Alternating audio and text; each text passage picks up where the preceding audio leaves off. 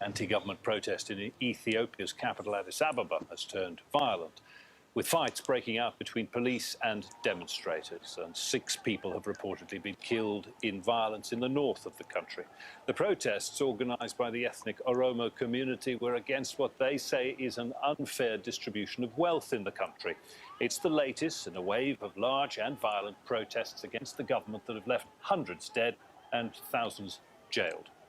Catherine Soy sent this update from Addis Ababa.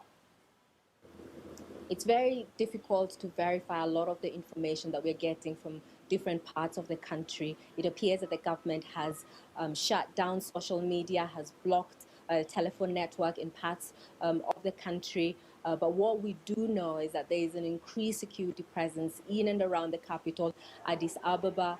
Early this morning, hundreds of protesters tried to gather around Meskel Square. That's the town square. They were quickly dispersed by police. Some of them were arrested as well. We also tried to go to the offices of the Blue Party. That's one of the opposition parties planning some of the protests. We found plainclothes security agents there who refused us from going in. We've been told that there's been protests in at an area that's about 100 kilometers from here, and there's been protests in parts of the north as well, violent protests. We're told casualties have been reported.